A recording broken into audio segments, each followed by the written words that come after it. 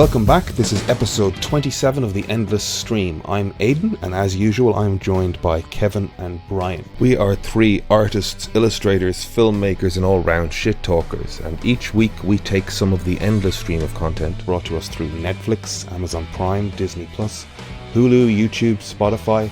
Wherever you get your content, we take a chunk of it, we watch it, and we talk about it.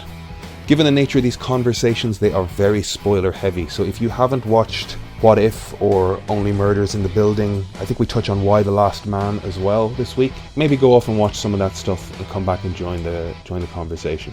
If you like what you hear, please consider subscribing to the podcast, giving us a thumbs up or a like on YouTube, iTunes as well. All of that stuff really helps us build a following and supports the podcast.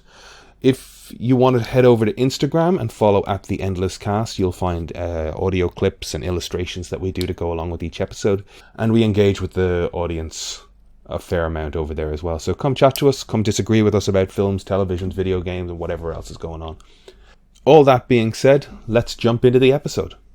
Welcome back, Brian. Hello. You have returned to us from far-flung shores. I have. I tally, as someone pronounced it on the internet the other day. I tally. From Firenze. Gen Z don't even try. Where did you go? Firenze. So that's where Ezio Auditore was from. That's where I first learned Firenze is Italian Florence. Because Ezio Auditore di Firenze. I believe that's where I first learned. I played that game in Italian because I'm classy like that. I wanted the full immersive experience. It's not even a joke. I did because I did. Because I really did. Because I really wanted the full immersive experience. Is my mic on? Yeah, we can hear No, you. we're just ignoring you. Okay, fair enough. Are you recording or are you not being heard? I'm recording. No, we're ignoring him because he was asking questions. Okay. Assassin's Creed 2, Kev. You watched? You played that game in Italian? Yeah, Italian language with subtitles, obviously. Yeah. Wow. Have you played? Have you English subtitles, Italian voice? Yeah. Have you played that game, Kev? No. It's the one set in Renaissance Italy. And That was one of the early ones. He did it with a little espresso beside him and like a rolly cigarette hanging out of his mouth, just burnt down 3/4 of the way. It just to was ash. a cannoli, not a cigarette, actually, filled with pistachio. Okay. Okay. Yeah, no. So the main character in that is Ezio Auditore, but when they give his full title, it's Ezio Auditore of Florence. But then they said it in Italian, so it's Ezio Auditore di Firenze, and it's like, Firenze. He's That's my Italian friend. for Florence. And I played the game in Italian because I'm classy like that. Yes, I see. He's single, ladies. If you want to live your life with this much pretense.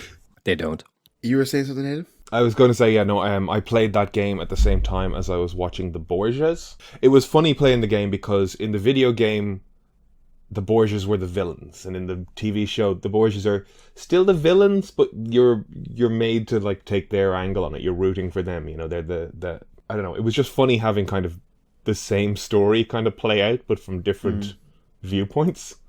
You know, I would like play an hour of that, and then we'd stick on an episode of the Borgias, and then the next day we'd do the same. You know, and we would see some of the same plot points play out. Huh. History. Be funny like So that. what did you do? What did you do in Florence? Were you staying in Florence the entire time? What were your top 3 Italian highlights? You were there a week, right? Top 3 things you did in Italy. Pasta making class. Oh, amazing! Yeah, it was really good.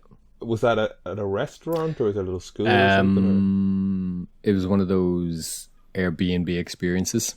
So Okay. I believe if I understood him correctly, the guy doing the class had a restaurant and they've got like their own kind of wine and stuff that they have.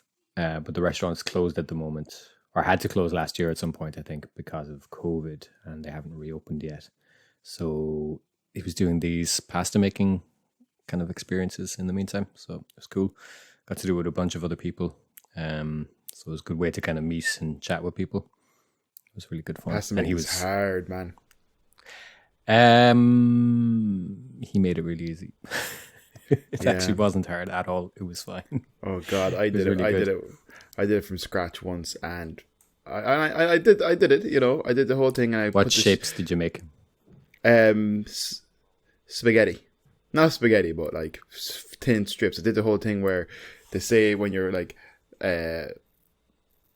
maker of your pasta and then you roll it out into thin sheets that you should be able to read a love letter through it. That's what they say. No. And then Lapo would disagree. Lapo would say if it's that thin, you've gone too thin. Oh. Well, it was a tough experience. I'm sure he's right. Not the lady on YouTube that I watched. Yeah, I would say so. What was the lady's name? I don't know. She wasn't Italian as far as I remember. That was what I was going to get to. Was the accent like, was she putting cheese on it at the end? No, I was. Like good old American cheese. But yeah, that's awesome. Pasta making is tough. I saw a video recently of a woman who had this mountain of flour with a crater in the middle, and she had dozens and dozens of eggs in it, and she just turned this like huge table of flour and eggs into tons of pasta. It was amazing. Every time we were making like a shape, he was telling us, if you were making this and selling it, this is how much worth, this is worth by weight, so like while we were making ravioli and stuff, he was like, yeah, basically, you'd spend about 2 hours making 1,000 of these because you can sell it for 25 or 30 quid a kilo of pasta. So that's just, it's interesting as we're making this stuff. He's like, so that you can sell that for that much. Sell this for 12. Yeah. Sell this for €12 a kilo. Are you gonna? So you could work out how much you were making an hour. Yeah. Are you gonna do your own Cork pasta based company?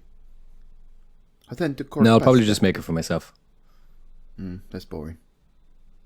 No, it's delicious. Was it all tourists? Yes. Yeah. All tourists. Very good. Any lady friends? No. Why? Were there women there? Which question do you want me to answer first? Aiden's. What was Aiden's question? Were women in Italy? No, I don't think so. Okay, weird. Not there in September usually. Yeah. I imagine they'd like it. The season for them. Yeah, no, it's right between that really, dry and then, like, there was thunderstorms, so it was kind of humid, so they don't hang around for that. That's what I understood. Yes. They come back in winter when they can wear their long coats and stuff. Fair. I think they September in Milan. Oh. Okay. Yeah. Not in Florence for September. No. But in all seriousness, Milan is where you get all the fashion for winter. Yeah, that's it. They go there to go to Milan to buy the winter coats, and they spend September and October maybe in Milan, and then they come back in November. That's what the guy in the Gelateria told me. That's an ice cream shop for Kev. Too much. It's too much. So your highlights. I don't know what an egalitarian is. Thank you. I just told you. It's an ice cream shop. Yes, but do you assume Aiden knows? Aiden probably does know because he's been to Italy. Aiden knows. Yeah. Aiden, what? I've been to Florence. Yeah, there you go. See, Firenze. Highlight 2. Thunderstorm. Highlight 3. Thunderstorm. Yeah. Highlight. Oh, hold on. Let's tell me about the thunderstorm. What was it about it that moved you? Brian loves rain. Light show. It's just proper thunderstorm. Like usually we So was it hot out that day? I associate thunderstorms with like a break in heat. Well, this had been forecasted for a few days. So every time I was checking the weather, it was like, might rain today because, there's thunderstorms. And also, like, the forecast might be disrupted because there's going to be a thunderstorm. And one of the days, I think it was just a bit cloudy. The weather didn't really change. And then the next day, the weather was good again. And then that night, there was a thunderstorm at like 2 a.m. or something. And so you sent us a video then. Were you awake at 2 a.m, or did a thunderstorm start and you were like, hooray! And you got up, went down those stairs, opened that big old door and walked out into the rain to video? Just going to bed. I was in bed. And it started and I got dressed to go outside. Because it was amazing. We get a thunderstorm over here and it's like, one flash and then nothing. Yeah, a little rumble. And then 30, 40 seconds later, maybe another flash. Whereas this was just like a flash every 2-3 seconds. Yeah, that's it. That's the one. So I went outside to have a look, and then the rain got really heavy, and the thunder got louder, the lightning got more frequent, and I ducked into a doorway, and then realized it was a wrought iron doorway. I thought about what I was doing, but also the fact that I was standing next to a wrought iron doorway, and it's like I'm standing next to the biggest conductor on the street, probably. So it's bye-bye for me now. As I kind of run back to the door and get my key out in time without getting zapped. I did, but I had to wait a while. But it's still fun. Highlight 3. I know there's something that I'm forgetting. That was really good. You went to the opera. Was that one of them? I guess the opera, yeah. You mentioned yes, that. Opera would be... Was that a highlight? Definitely. Absolutely. Yeah. But so bizarre. I've not been to opera before, and then to be in the opera in Florence. Let's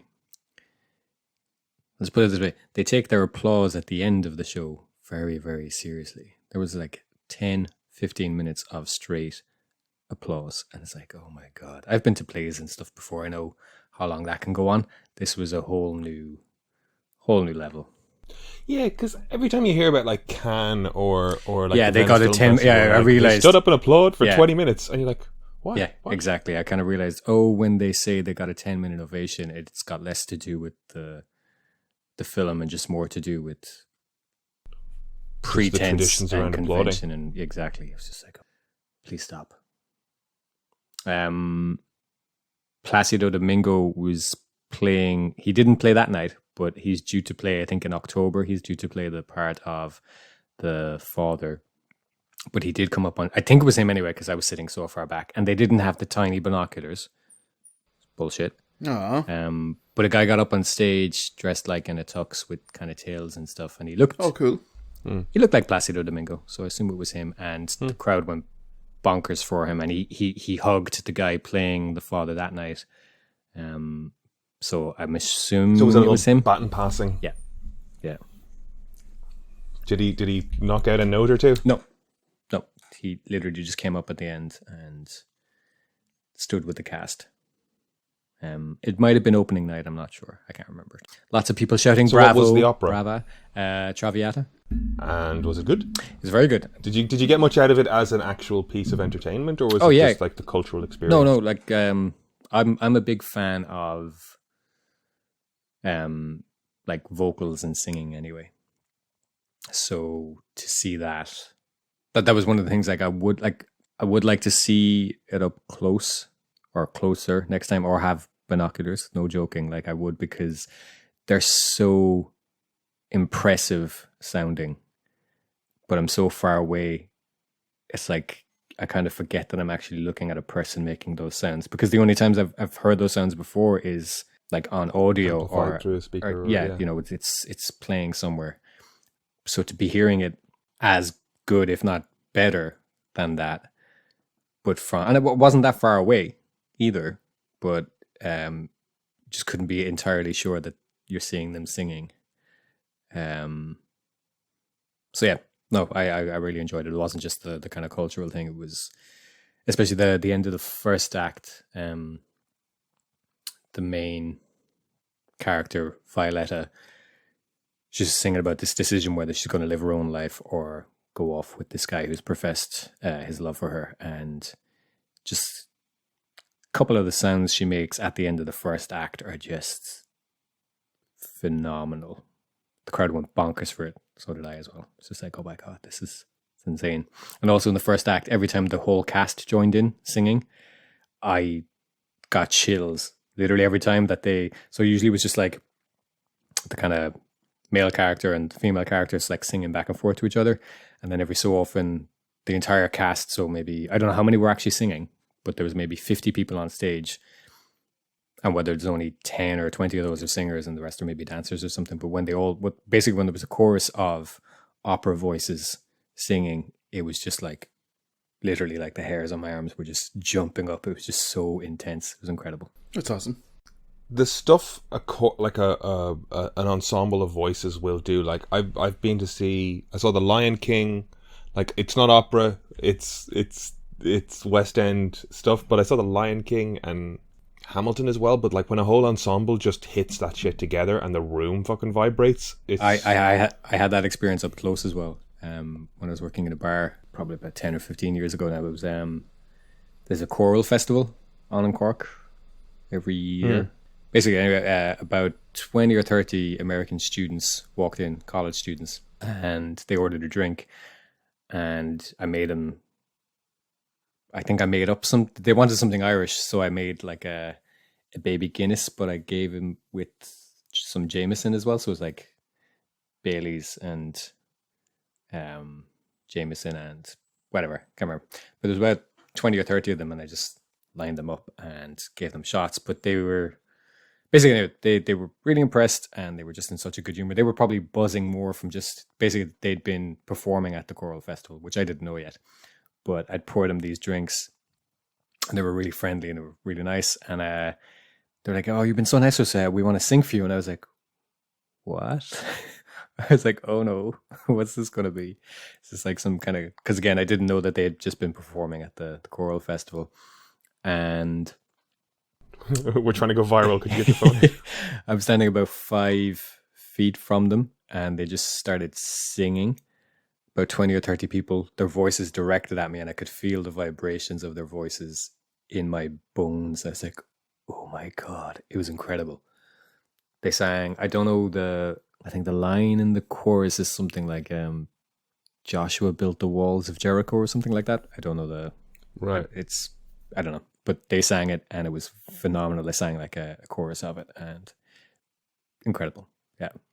So yeah, when 20 or 30 people with opera trained voices singing loud enough to be heard over an orchestra as well, it's impressive. That's awesome. It's amazing. And I know you sent pictures of like the stairs in Siena. Yes. What a weird town, right? Yes. I had no idea I was going to be running up so many stairs.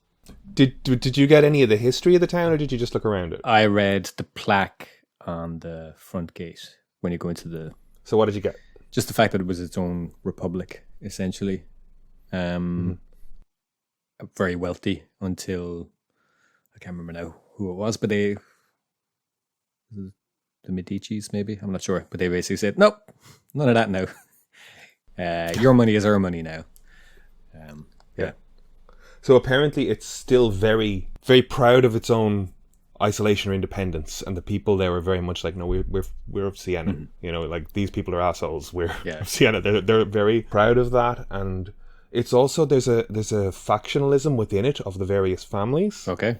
So the town square, at least as it was explained to me, is even broken into, like, if you got to cross this square, you don't cross that way unless you're from that family. You don't cross this way unless you're from that family. Wow. And if you set foot in the wrong part of the thing, like, fucking swords could come out back in the day, which is really, you know, interesting to think about the little, like, community they had and the interactions with it. It's, for anybody listening, I guess Siena, it's, Brian sent some videos to us because he found it crazy that, like, you kind of arrived by train, did you? Arrived by train, had no sense that, like, the town was, you know, up higher than built where on top it was. Of a hill or something, isn't it? And the signs kind of pointing for the exit were pointing towards, like, the shopping center. And I was like, do I have to exit through the shopping center? And then just kind of decided, oh, there's a stairs here. I'll see what's up the next level of the shopping center, not realizing that the exit was up. I thought I probably could have gone out the other side as well. I didn't necessarily have to go up it that way. And yeah, there was just like 10 flights of stairs. And, like, depending on how you count flights of stairs as well, like, sometimes there was like 2 flights in a row, but I was counting them as one. So if that makes sense, as in, like, I wasn't changing. Normally, like, we think of flights of stairs as I go up and I'm either turning left or right up a flight of stairs, but sometimes then there was no turn. It was just like going straight up. There was a little gap and then another flight of stairs. Yeah, there was a couple standing on the travelator, not letting anybody pass. So the second I could get past them, it's like, I'm just going to take the stairs. That's a wearing dick mask. move considering what you had to go through. Yeah, like I get why they weren't moving because there's a lot of steps, but they could have went single file. So the second we got to the top of that set of the travelator, I was just like, oh, I'll just take the steps. Just ran up them. And then when there was more, I was like, well, there can't possibly be more. And then there was more again, and I was wearing a mask, so I couldn't really breathe. That was fun. Did you see any pictures of the horse race they do in that town square? No, I didn't. No. So one of the big attractions of Siena is they have this horse race annually, and that town square I was telling you about is I'll throw a picture in the chat. Like I was in the town square. Yes. Okay. Well, imagine they fill the center of that with people and race horses around the edges of it. It's bonkers, even looking at the picture, because it's so tight and the turns are so sharp. Mm-hmm. Like it seems like it seems like a death trap. So many people just penned into the center of it while these horses just run around. That looks the like a disaster waiting to happen, doesn't it? Anyway, I was amused. I was just kind of happy that I could talk about something that you were at. You know, I was like, oh, I was there. I saw that. I guess it helped having an Italian guy showing us around. He was telling us all of this stuff. It was really cool. Saw Michelangelo's David too. That was pretty cool. Yeah, I'd love to go see that. Even if his proportions are whack. They are though. Michelangelo, learn your fucking proportions. Whack. Am I right? Whack. Dude does not understand hands and heads at all. He clearly just like spent a lot of time on the hands because he likes hands, and then it was too big. He's like, oh, it's for perspective from when you're looking at it from down here. It's like, you just like hands, don't you? He did a good job on them, but I said it. He liked a man with big hands. But a micro P. Nope, that's the normal size. So moving on. He's a grower, not a shower. I think, is there anything else you wanted to say? We close out Italy. You had a good time? Had a great time. Yeah. Italy, go, no go? Yeah, go. It's like the flight was like 50 quid with, each way. So go for it. It's great. I really liked it. There's still plenty I didn't get to do. So. Yeah. Awesome. There you go. 2 thumbs up. Well, welcome back. By way of the regular sort of entertainment content of the podcast, we could start with the fact that Norm Macdonald passed away this week, 61 years old, after a 9-year battle with cancer that he told nobody about. Terribly, terribly sad. I don't know if you guys were Norm Macdonald fans or indifferent or... I liked him. I didn't like him for years. I would have only really seen him in cameos and bits and pieces. Mm. But then a couple of years ago, I did watch, I can't remember why, I was on a bit of a Sandler buzz and that kind of crew and all that kind of stuff. And then I did watch one of his movies. I can't think of the name of it, but I know if I heard it. He's basically a loser in it, but it's very, very good.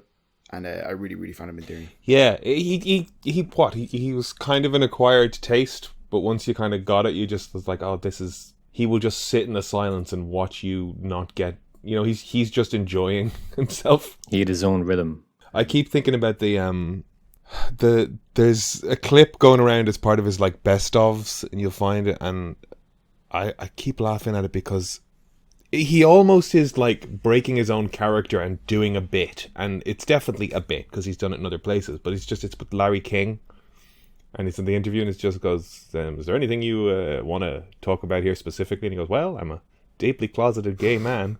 Yes, that's and brilliant. Poor old Larry just doesn't. It takes him forever to get onto the wavelength of what's happening.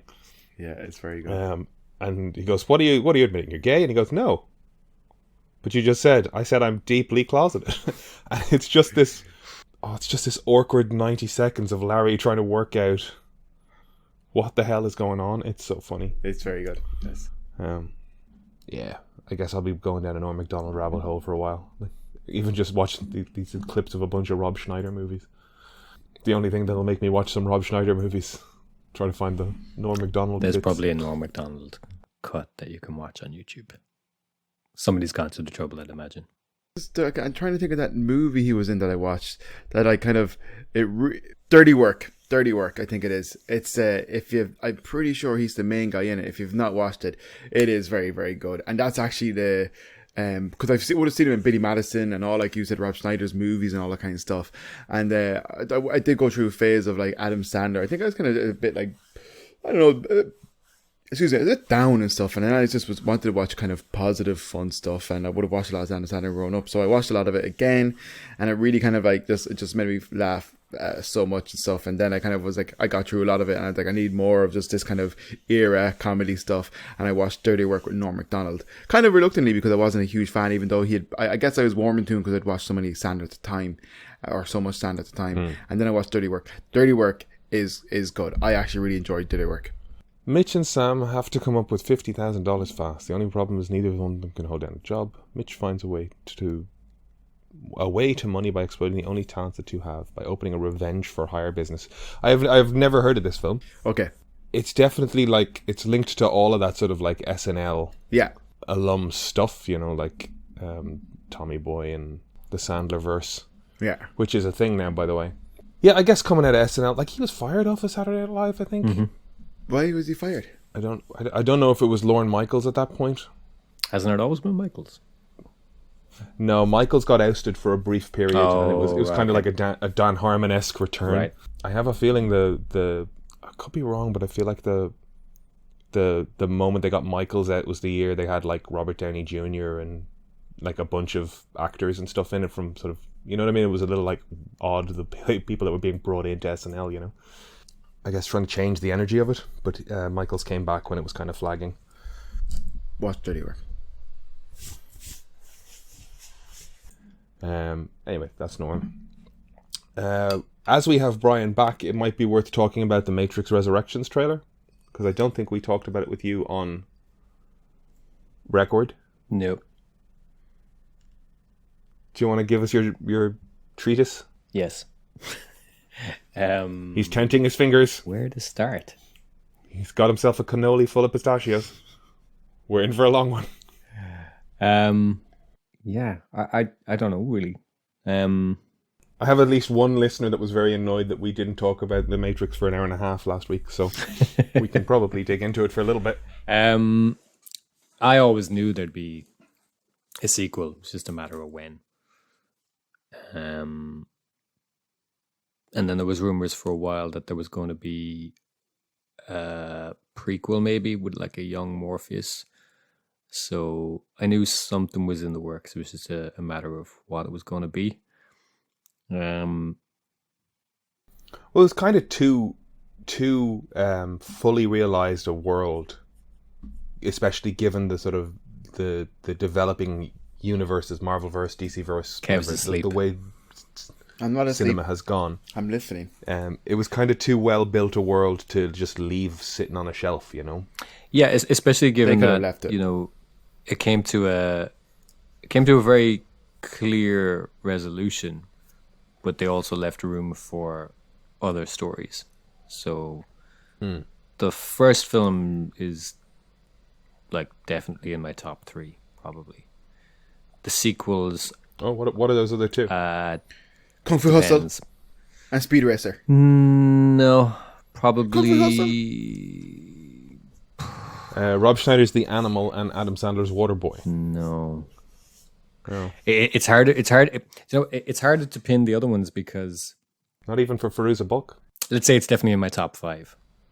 Oh, Dark Knight, Heath Ledger, Matrix. Heath Ledger, Dark Knight thingy. No. Winter Soldier. No. Jack Reacher. Civil War. I would say right now, as of this moment. He loves Jack Reacher. Yeah. Subject to change. Yeah. The Matrix, Spirited Away, Chungking Express, Wayne's World, and not sure the 5th, but that's the mix generally. Put a 5 in as placeholder. Maybe Rear Window or Vertigo. Maybe. Oh, he's trying to be be fancy on the podcast.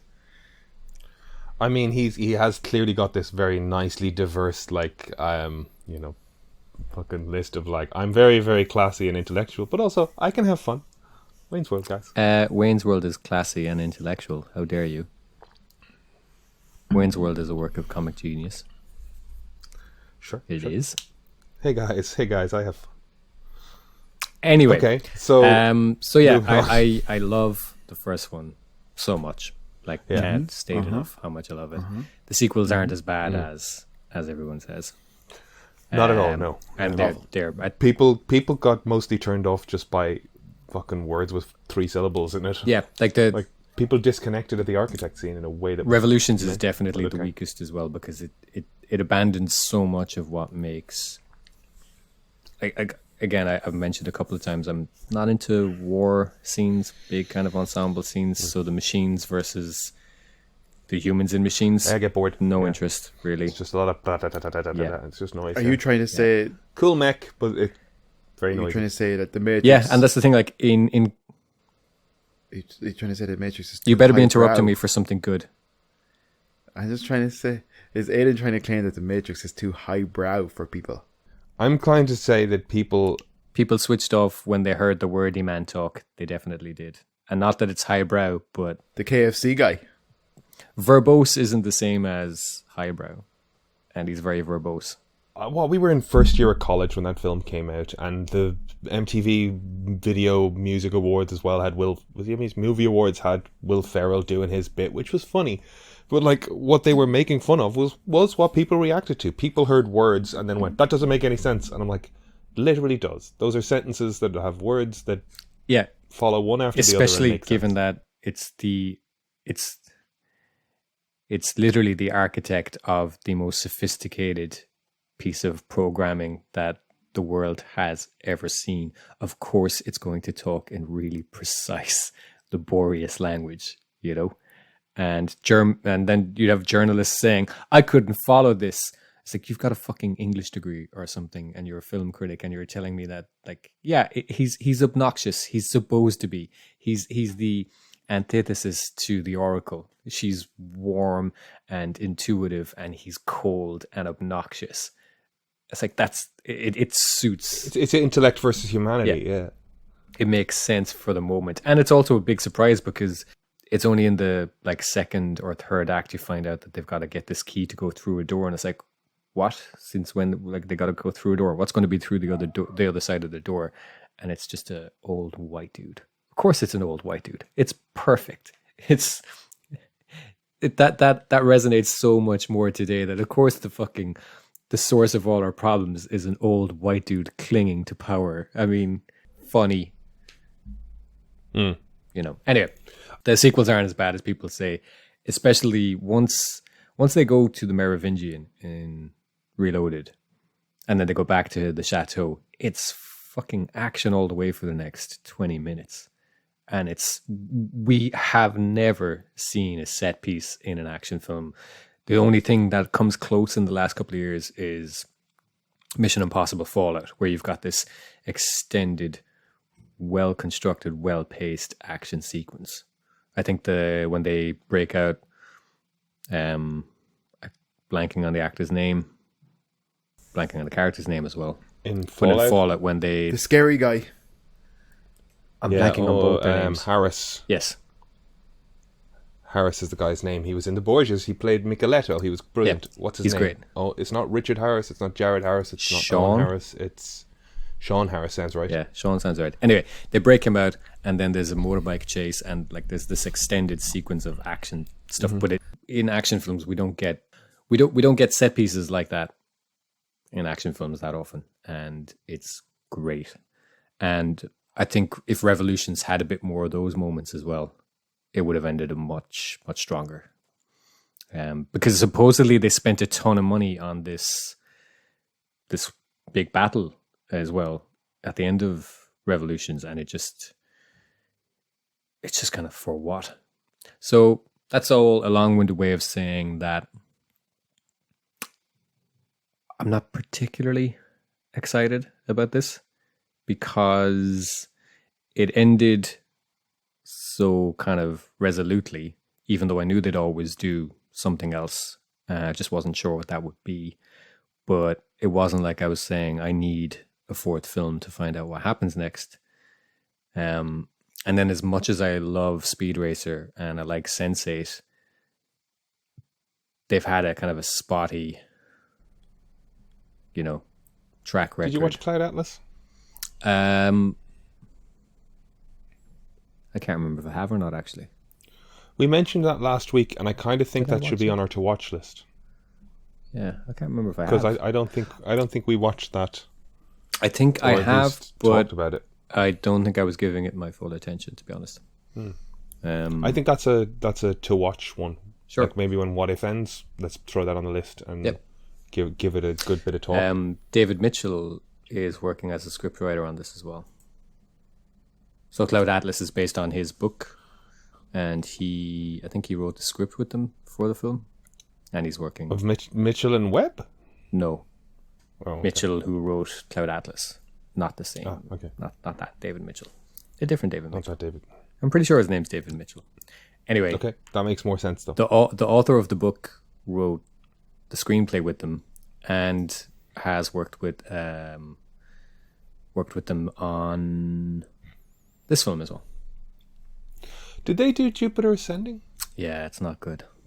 It's not good. It's bad. I to be honest, I was kind of hoping that, like, critics didn't like Speed Racer, but I liked Speed Racer. So I was thinking that maybe it's not perfect, but maybe I'll find something or enough to like in here, because the premise is kind of cool.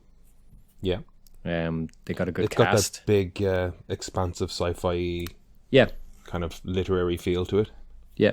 So I was still kind of hopeful that I might like it, but it's not good, unfortunately. So yeah, so I'm not massively excited about this, but at the same time, the trailer was great, I thought, and I'm interested to I guess, see. getting to it. Yeah. The trailer is great.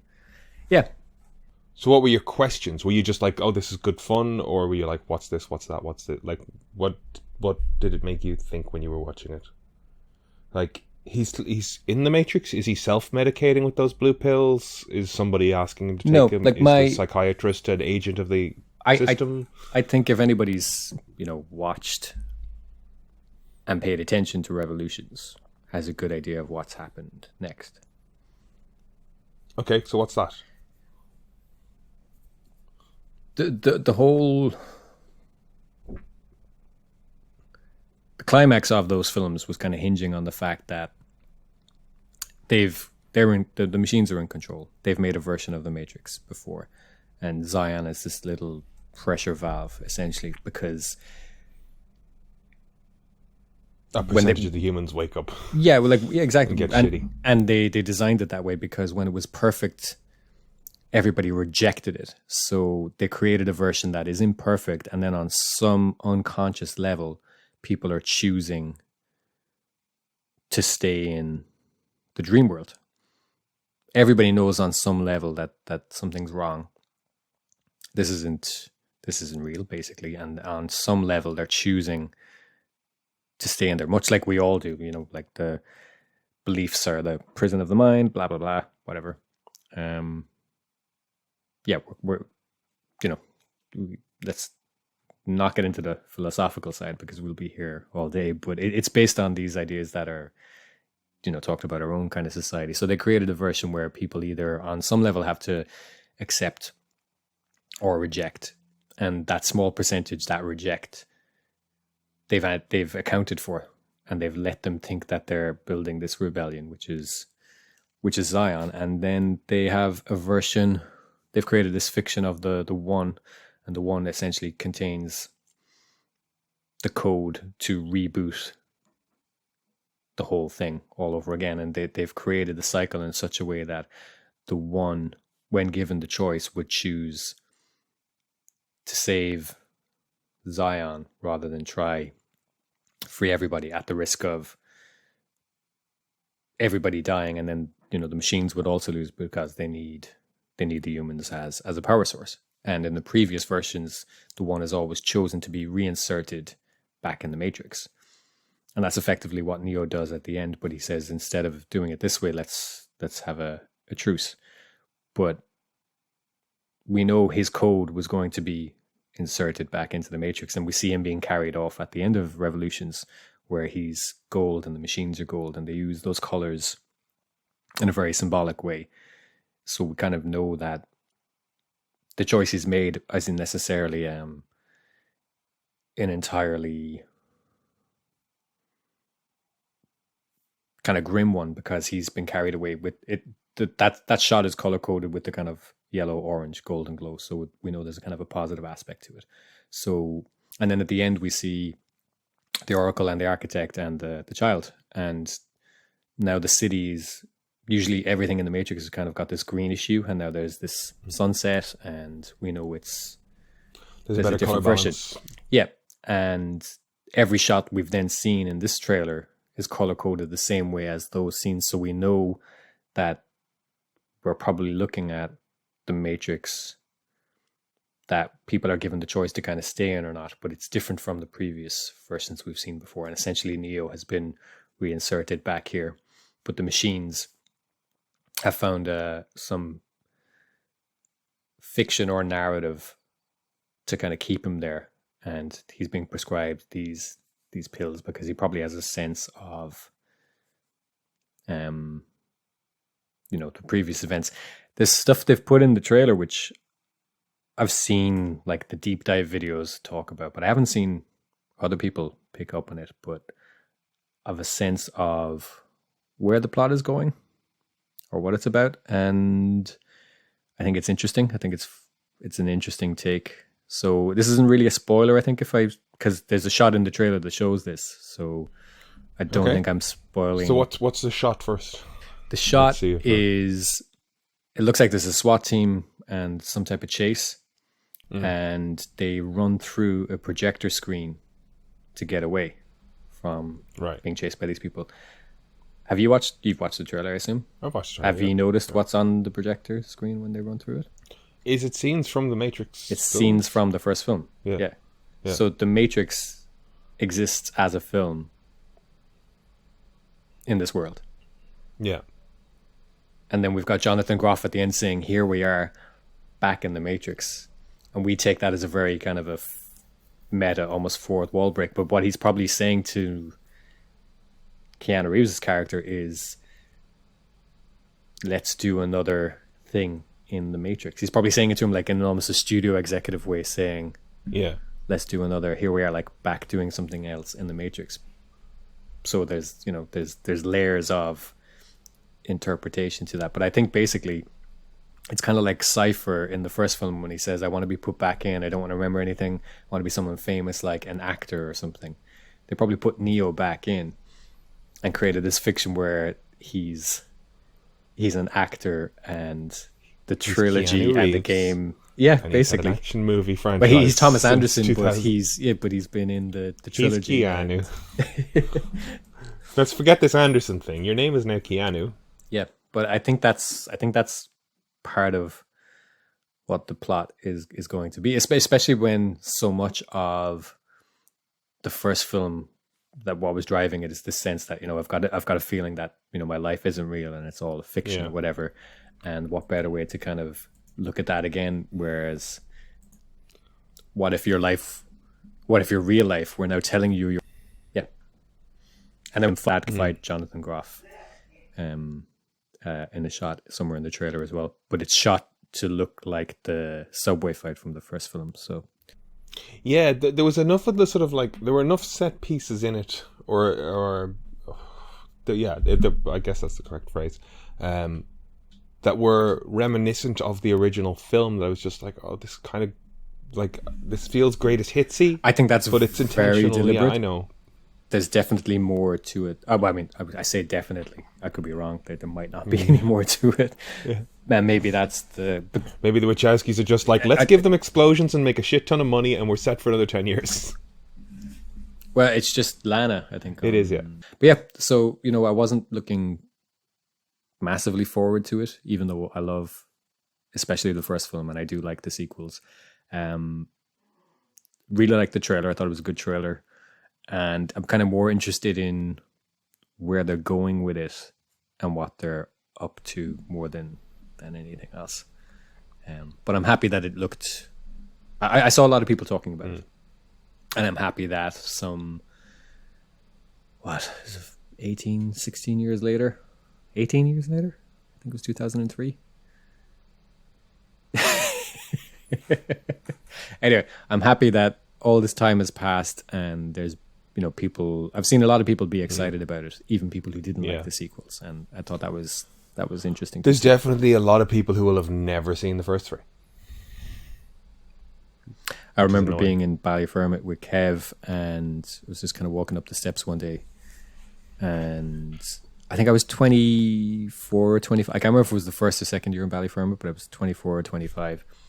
So I was older. I was older than most of the other students, but Story of your life. at the same time, not that much older than the people I passed talking. Like they were probably 19 or 20, maybe 21. Not massively older than them, but I heard one of them say to the other, was like, "Oh, it's like that.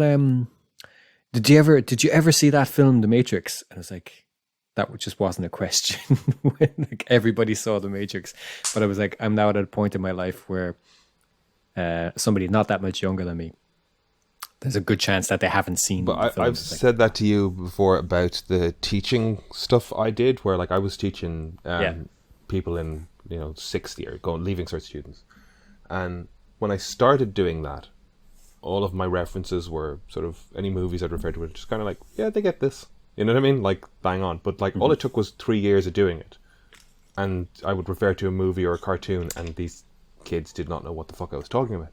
And it makes a lot of sense, really, when you think about the cycle of productions on kids shows and stuff. It's like, if you think about being 5, or if you think about being a 4-year-old, you're not watching the same shit as a 7-year-old, and a 7-year-old doesn't give a shit about the same stuff as a 10-year-old. So there's this little gap of, especially when you're kids, that like these age differences are amplified. Like they make a big, like 2 years is a big difference in kid years, and it means you could miss something like The Matrix. You all right, Kevin? Yep. Yes. Okay, you're quiet. He's dying. I'm listening. Okay. I'm not dying. Well, everybody is, I guess. I could be. I've just because of the dentist, I guess I'm on antibiotics and painkillers, and you're a little numbed out. The anesthetic and stuff they use. Not even that. No, it's like my stomach is topsy-turvy. So I guess our takeaway is Brian will watch this Matrix movie, but he's not particularly bending over backwards over the moon excited for it. Because how much Brian loved the Matrix I would say I'm more. Like very quickly a joke. And I remember Dave Riley in first year, for some reason, walking over to you. We were making something at a mall or something. He just had like red pill, blue pill in his hands. So I was like, why is like it wasn't even that, like, I don't know. It was such a Brian likes the Matrix. Like I'm more looking forward to now, having seen the trailer and having an idea of where they've decided to take it. Like I said, I was watching clips of it because I don't think I've watched it. Maybe the year after it came out on telly, when it was shown on Sky Movies and stuff. I remember being very disconnected all of a sudden from Neo because of the demeanor that he adopted in the sequels. He's very human, very nervous, very panicky, very whatever in the first Matrix movie. And the aesthetic, like, I don't have an issue with the aesthetic, the sort of the kind of clerical cassock look. Yeah. Like, I thought that's actually kind of cool. Like, it's a nice decision. And they definitely had to move away from the trench coat thing after the fucking school shooting. They didn't have to, but they chose to get a bit more stylized in their stuff, and they made their own score rather than relying on a needle drop soundtrack, because so much of what was in that first soundtrack, which was great, just became parody soon after. But the way that Neo, and I'm sure I can go back and watch it and he isn't as bad as I think he is, but he just became kind of cold and detached and hidden behind sunglasses a lot of it, and it just disconnected me from him in a way. There's an episode of a podcast apparently recently, we should probably look it up if I'm going to talk about it at all, so I'll check in a second, but they did an interview with Bill Pope, right, who was the cinematographer on the 3 films, and he talked about the sequels, and he just talked about there just being a very different vibe on the set, and that the Wachowskis, even their methods and things had kind of changed, and they were making 2 films back to back. He said basically that it was exhausting, It was a very different. There's more tension, really. It's not that they're. I think the example he gave basically was that he said they'd read some book either by Kubrick or about Kubrick, and just talking about how many takes it is necessary to do to get actors to kind of do stuff. And he's basically, essentially, everybody was exhausted making the two films, and he says he felt it showed as well, because he just said it wasn't fun. Not in terms of any actual drama or anything. Just it was. He said it was a very different experience from. Yeah, very different experience from the first film, and I think all of that factors into it. And I think a lot of that shows in the film as well. It feels very labored in places, not just that it needed an edit, but it's just kind of, I think it's just there's a lack of spirit energy in to them it. is just kind of, it isn't there in the same way. And even looking at it, like I was trying to justify it watching, like it was a scene with Monica Bellucci asking Neo for the kiss, you know, and it cuts to just such this still face with the glasses, and it's so white and drawn, and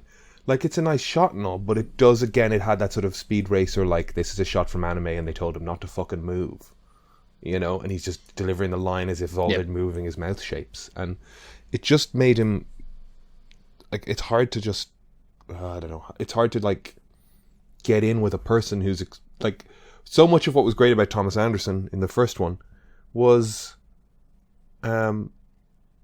we're as confused and off balance and we're with him, you know, and in the second one we don't get that. We don't get in with him.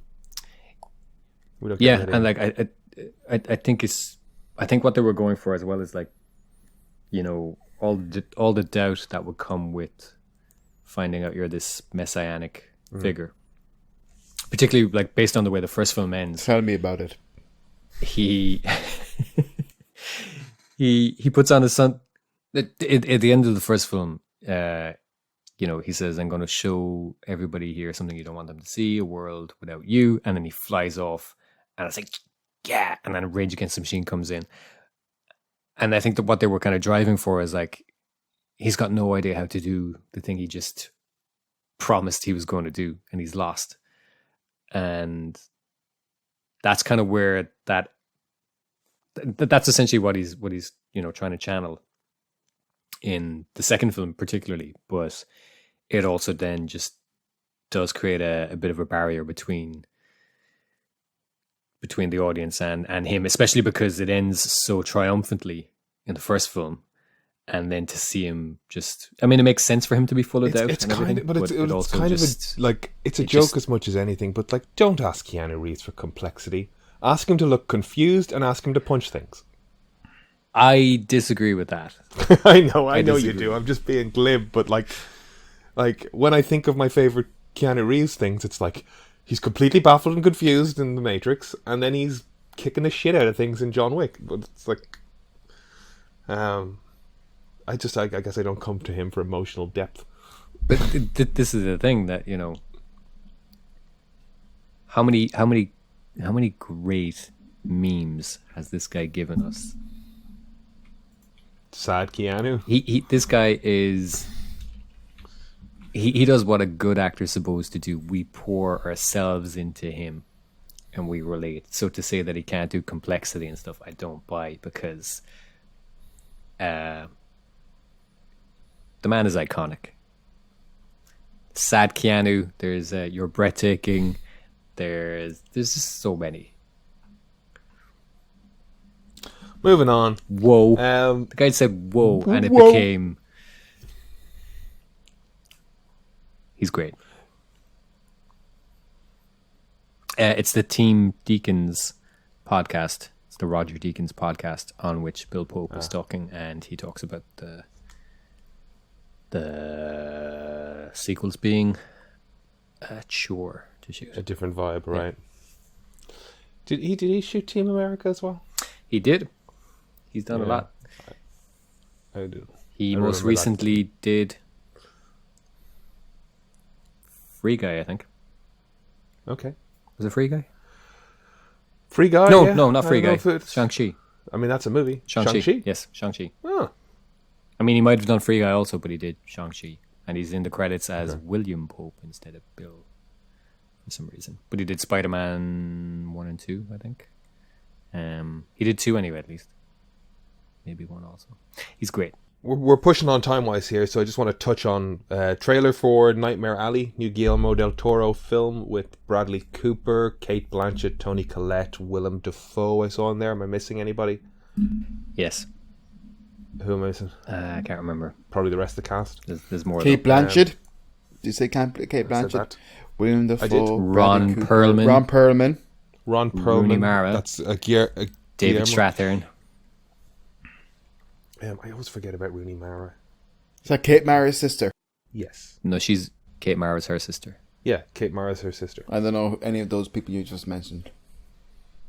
Okay. You clearly know two of them. I don't know. What did you make of the trailer? I mean, it's got this sort of like Depression era Dust Bowl circus kind of thing happening. Lots of talk of monsters, but like it's Willem Dafoe doing like the sales pitch at the circus, so that might just be, you know, the circus presentation, and the real monster is the humanity going on in the circus, you know, the ins and outs of their relationships, and there's not really an actual monster. I don't know. I'm just trying to. I don't know the story. I don't know I think it's just one of those things. It's Guillermo del Toro, and he's kind of selling you an aesthetic and a vibe. And God only knows what the movie will be about, because The Shape of Water was like an aesthetic and a vibe in a trailer, and then the movie was bizarre, to say the least. I know people who really hated it. I kind of... It wasn't that bizarre. A little bit indifferent. I liked it. I watched it and I enjoyed it. I don't think I'd watch it again. Yeah, I like the aspects of it for sure. Michael Shannon's a lunatic. He's brilliant. Plays it very well. He is brilliant. He is so good. I'm not going to say underrated, because he's probably not, but he's brilliant. Any thoughts on this trailer? Are you anticipating a new... Like, what was the last Guillermo movie? Was it Shape of Water? Yeah. I'd say so. Because he did that John Hamm. Well, I don't know if he did it. He produced it. The Lady in Red, wasn't it? And then I think where he'd never seen him looking so lovely as she did tonight. I know that's a Chris de Burgh reference, but I haven't got a clue what you're talking about. He did, yeah. Wasn't it like something like that? The Lady in Red or something? I have no idea what you're talking about. With Daniel Radcliffe. Crimson Peak. Was it Crimson Peak? The Woman in Black. Maybe that was it. Was a long time ago and had nothing to do with Guillermo del Toro. Crimson Peak was before Shape of Water. I'm confused. Like, Woman in Black was almost like Daniel Radcliffe's first movie after The Potters. Yeah. He did Troll Hunters. He didn't direct it, though. He produced it. Yeah, he was producing that thing. He produces a good show. I like how this looks. Visuals look great. Oh, I'm thinking of Crimson Good Peak, cast. sorry. Good cast. Looks good. I think it's about two con artists, basically. I think Cooper and Blanchett are con artists. We don't know more about the story yet, but it looks good. I'm intrigued. I'm in. My thing with Del Toro is like when he nails the story, he's a phenomenal filmmaker, you know. But there's been some films where I'm like, this story isn't great, but it looks amazing. So like his art direction. Sometimes I'm like, if he was an art director on I don't want to say a better filmmakers, but like Toni he could Collette. art direct somebody's film to fucking crazy. I think like Pacific Rim is great looking and so much love went into Pacific every Rim is aspect of great. it, but the story is Rim is wobbly. Pacific Rim is superb. No, I think I've never really said it out loud, so I probably won't articulate it very well, but I think he doesn't have as good an ear for dialogue in English. So yeah, it just sounds it's a bit cheesier, his English language films. I think. Because obviously, you know, you compare it to Pan's Labyrinth. There's a very different vibe comparing like Pan's Labyrinth to even The Shape of Water, even Hellboy. You know, I really want to like Hellboy so much, and I just don't. And I think if those films, I think if those were Spanish language films, they would be very, very different. Right. I like the first one. The second one disappointed me. Like, I'm looking at his directing history here. Like, Kronos was Spanish language, wasn't it? Yeah, I think so. Am I wrong on that one? A type of Spanish. Then you've Mimic. That's 1997. Devil's Backbone. Kronos. Devil's Backbone, Blade 2, Hellboy, Kronos, Pan's Labyrinth. is it? Like, I think a Hellboy is being great, Pan's Labyrinth being great. Hellboy 2 I wasn't mad on. Pacific Rim I think is wobbly. And then it's... The only thing wrong with directed Pacific episode of Rim Simpsons. is the third act. Just, it comes down to them trying to put a bomb through a portal when we've just had this But I think- amazing fight in Hong Kong. I think the opening section's all over the shop as well, though. It's Like, there's great things. It's messy, but it's Yeah. messy, sure, but it's Yeah. Speed Racer, in terms of like I'm here for this. Because I'm trying to remember it, but we have this whole opening section or opening credits that gives us the history and stories of the world. Yep. Then we see I can't remember the name of the Jaeger that goes out and has the battle, and then it's his last battle, and then we find him working on the wall, and then they immediately come and get him and bring him back. And I was watching that again recently, thinking we should have skipped that battle. It should have played back in flashback. We should have learned that about him as it went on, because we just learned what the world is. It's just too many introductions at that point. I think we could have gone from the opening credits to Idris trying to find more pilots. But then we've got the flashback to then learning why he left with the other character. I didn't need flashbacks that. then. That seems didn't great. need Shut that. up. That child was amazing. It's fine. She was It's looking just- at nothing, and I fully believed she was. But then, looking at a monster. then forget the flashback altogether. Just tell us. Oh yeah. Don't my you last also hate pilot I lost, flashbacks, blah, and you blah, just want films to play out in the order that the story happens? Isn't that what you said about some films? blah. I said I hate finding us in the middle of we meet them cornered, everything's gone to shit, and it goes 3 days earlier, and we play through that way. I don't mind a flashback. I hate having to watch the bulk of the movie to get back to where we came in. I can. They're very different features of storytelling. It's the same thing. You shut your face. It's the same. There's a difference between spending the bulk of the movie It's bringing us back the to where we came in. same. Because if that's where we came in, let's start there. Yeah. So Anyway, the film that's Nightmare starts Alley. with him and his brother losing a battle. So why jump in and then go back to that same thing? The thing is, I want to argue this with you for 2 hours because I know you're fucking with me. I know you have a leg to stand on, and I can see your angle. But I will argue the toss on this. But you don't want to argue it is the problem, because that's the thing. I You don't have the energy. You're winning The gumption. based on exhaustion.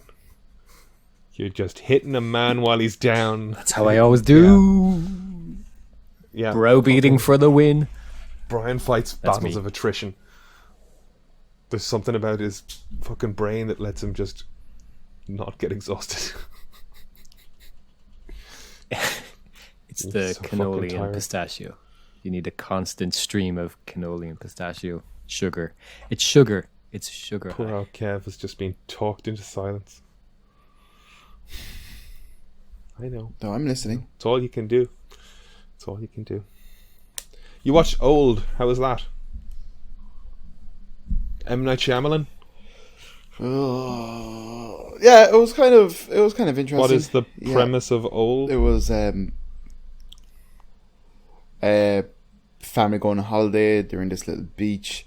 They're kind of essentially, it's almost like they turn around and their kids have aged 10 years, and it turns out that everybody's rapidly aging.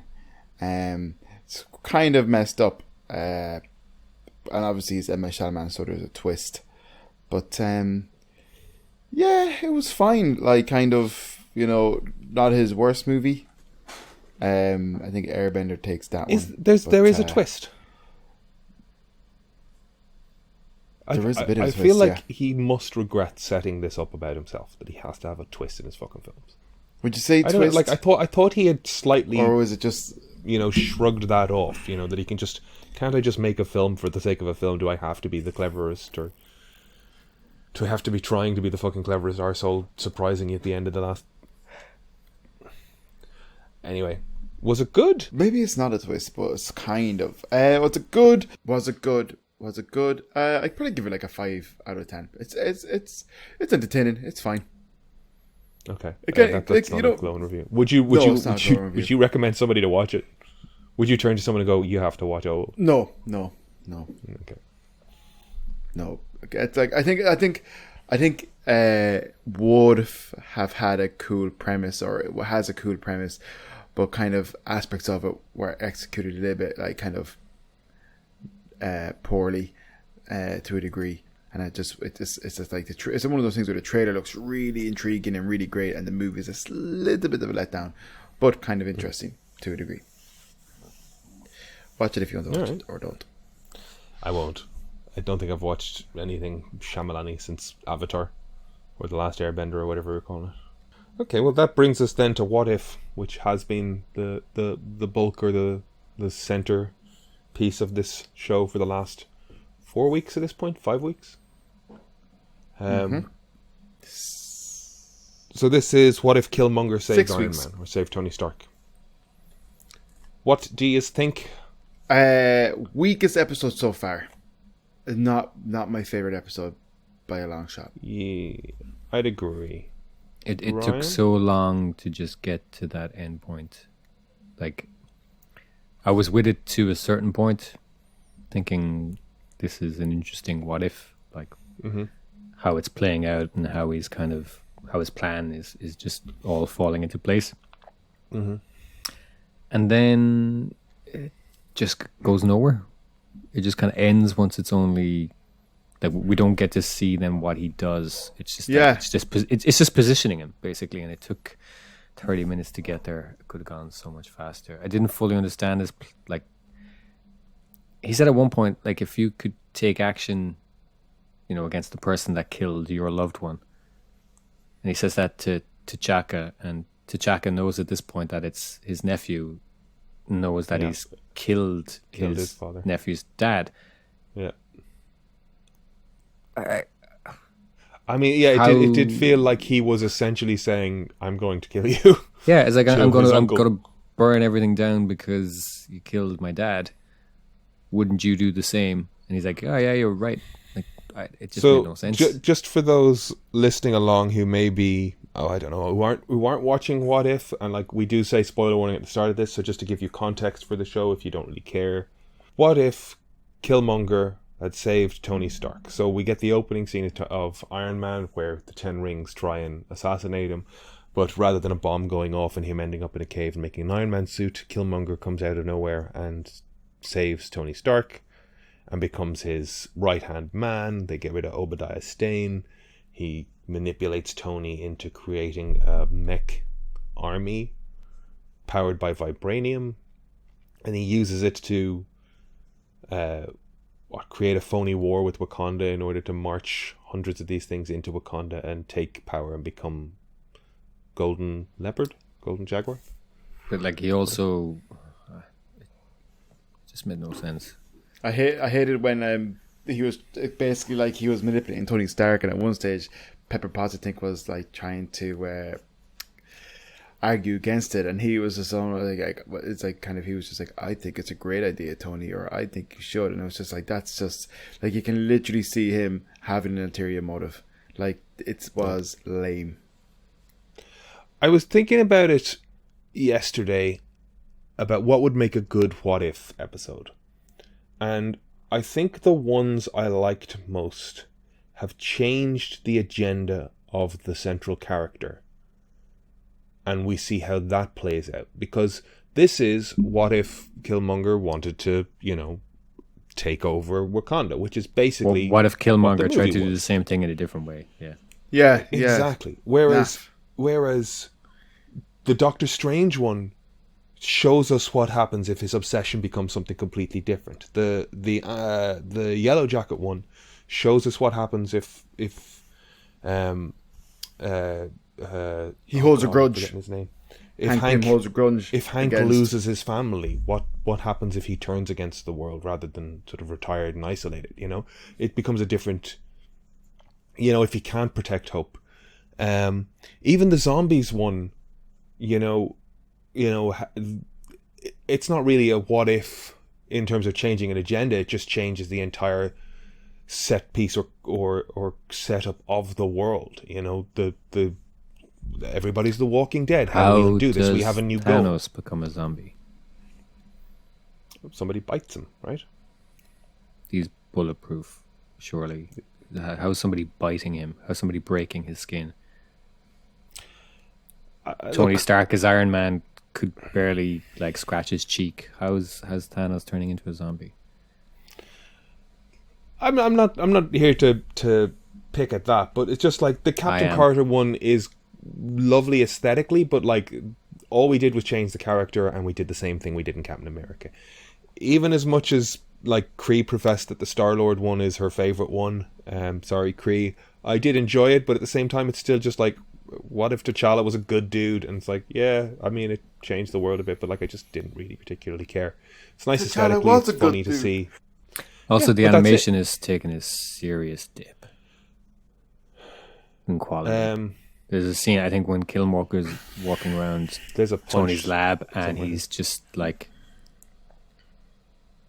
he's sliding all over the shop. Right. It's bad. It's poorly animated, basically. And Episode or this episode in particular, but also like, I think just the whole aesthetic of it doesn't work or isn't fully fleshed out. I've seen a couple of stills like where they're recreating, for example, like Tony doing the snap, and it's an ugly image. It's bad. I think we were talking about that's this in before. that Like, episode. That's in that Killmonger Yeah. episode. I think is it Maynarding? Yeah, He's- Mandarin. Yeah, Mendering. Yeah, he's been the concept artist for 10, 15 years now, and I think his credit is head of character design or something like that. I don't think that means he designs the characters, but I think essentially what I'm saying is it needs.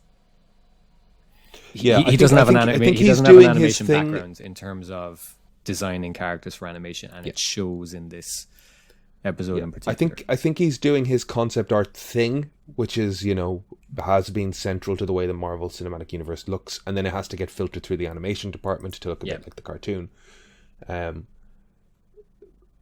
Whatever about anything else, I really do think it boils down to the what if. The core concept of the what if needs to change the agenda of the character for us to see something interesting and new. Killmonger, what if, isolated and alone, he wants to make the world a better place because he's left in a shitty place? Rather than turning that into a revenge agenda, it becomes like he wants to get next to Tony Stark because he wants to create something like the Avengers to protect the world because he felt isolated and vulnerable. Like, if we change that central motivation factor and, we get a different world or a different agenda or different interactions out of it, this just was Black Panther through another path. I just shouldn't end up in the same place I ended up in a movie. How does a sonic weapon take out a guy wearing a suit that absorbs vibrations? How does that work? That is a very, very interesting point you just raised there. It was very interesting. That's spot on. That's spot on. The key thing about vibranium is it absorbs vibration and nullifies it. It's spot on. Yeah, he killed him. Wow. Like that. Because he hit him with that before he took the helmet off, right? Yeah. He got hit by it and then pulled back the helmet to give it to him, right? Yeah. It's just not a very strongly written series, is what we're saying. Unfortunately. Or they're wasting a few. Again, like I said, I was with it to a point where I was like, this is interesting to kind of see play out. Or even like, I didn't like the zombie episode at all. And then there was one nice moment when, like, I think it's Peter's looking through Hope's hand and he sees the sunlight, and I was like, that's a nice touch. And then when I thought Vision was going to go like full villain, I thought, oh, holy shit. But then it Yeah, didn't he very turned on- quickly yeah. turn on that. And I was just like, you know, Yeah. I think there's some interesting moments. Yeah, but because they're- if Vision's love for Wanda had become so all-encompassing and destructive as Wanda's became when she took over that town, then that's terrifying, and that's a new angle, and that's like, let's explore that. Yeah. I didn't hate that episode just ended with them heading to Wakanda to try and undo it, because they chose that the battle of this story is finding a cure for this zombie thing, but that was different. That was something new. But the stories that just run us down the same path or a parallel path to the same destination, I'm just like, I think that's where this show is falling down for me, is like the best ones completely change the world. And also now as well, it really feels like they're building to the Watcher intervening, but I don't think he's going to do it until maybe the last episode or something. And it's just going to feel like more, it's going to feel like this episode, but set across the season, where they're spending all this time just to put things into place and then leave it there. And that's going to be very unsatisfying.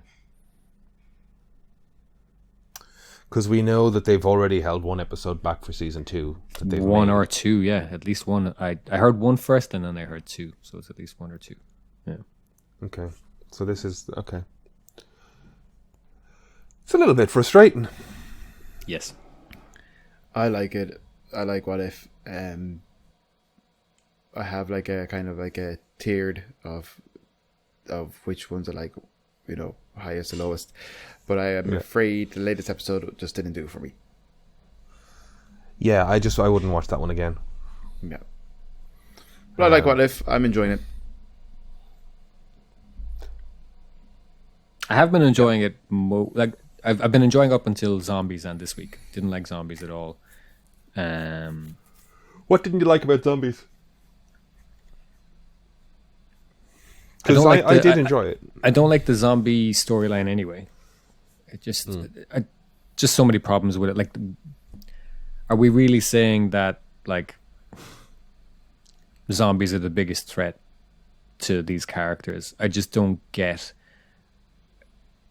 No, I don't think anybody's saying that. I think it's just capitalizing on just- zombies' popularity, and it's kind of. But that's what I'm saying. But it doesn't work, because we've seen these characters go up against so many other things, and then for it to be a zombie thing, and then for them to not really be zombies, because they're just cannibalistic, but they're not brainless, mindless zombies. That's exactly it, Kevin. It's just it's cashing in on the zombie thing, and it's not very well thought out or fleshed out. So like, again, I'm like pretty how sure- does Thanos become a zombie? How do they lose so quickly? Like how it just doesn't work, because it's I a gotta say, cash it's one of grab. those, It's like, not. It's not a the, fleshed like, out. those video game ads you see on YouTube where like the guy's level 3 and he fights the level 5 and he gets knocked back, but then he fights the level 2. So I'd say a zombie bit a slightly stronger person, he bit a slightly stronger person, he bit a slightly stronger, until we got up to somebody who could bite Thanos. How? We got somebody sort of comparable strength. Took a nip. That doesn't work. Just because Captain Like, America, what's Captain his- America, what's Captain his- America gets bit and then takes out the other Avengers. Like, how's that working? That doesn't work. I have no issues with them turning into zombies. It's And also curing them. You're going to cure them. They're rotten. yeah, Like, absolutely what? aren't. Yeah, Just, it's stupid. you Zombie might stop further stupid. spread, but It's stupid. okay. I didn't have an Stupid, issue and I with hate the it. concept of zombie pandemic. Like, it's kind of fine. Like, I was a little bit You like should, because it's stupid and I hate it. I was a little bit like, why can they still all use their powers? But then they were like, well, it's not really a zombie thing. It's a fucking brainwave thing from the quantum zone or whatever the fuck. Also, if ants can just eat zombies, then just have the ants eat Army them. of ants. And also, if they're like, how can Thanos still be a big threat if he's now essentially putrefying in real time. Like, it's just stupid. It's stupid. Thanos can't be as big a threat if he's decaying and his muscles are rotting and they're not working. Like, it's stupid. Zombies only work as a metaphor for, you know, consumerism and stuff like that. It doesn't work when you map it onto superheroes with powers who, like, this just wouldn't be a threat. It's stupid. It's so stupid. Okay.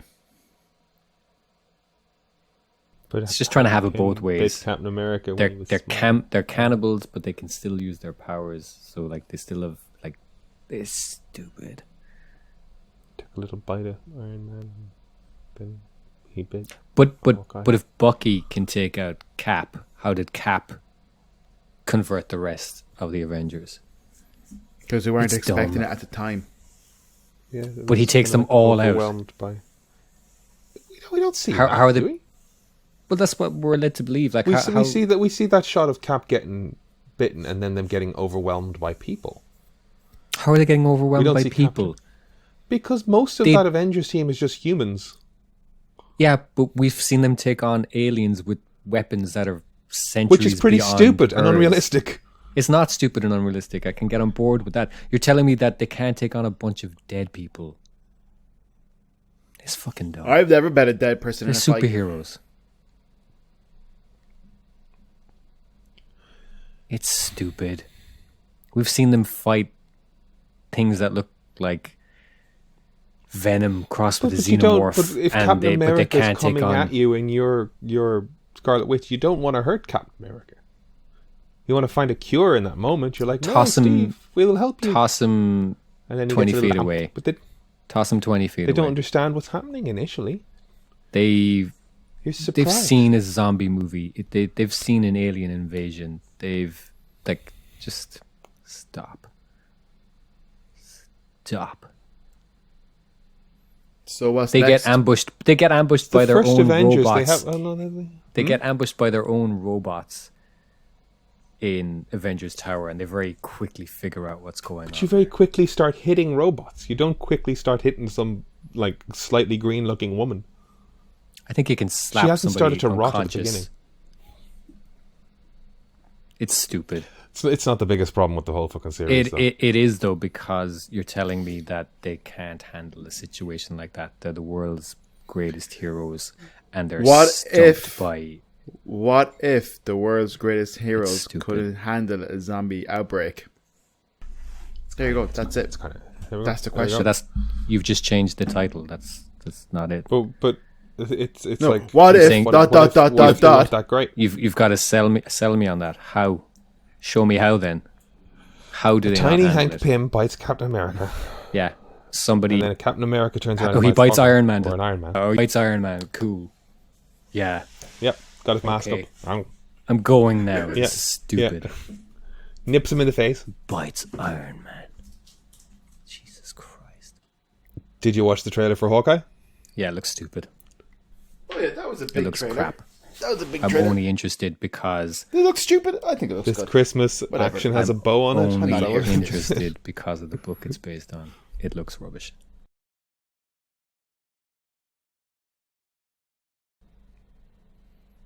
It's based on a Mac Fraction book, is it? Which is a great book. Yeah, I'm gonna. I read it. also Yeah, I have it. have zero interest in D'Onofrio coming back as Kingpin because he's not good. Everybody needs to get a grip.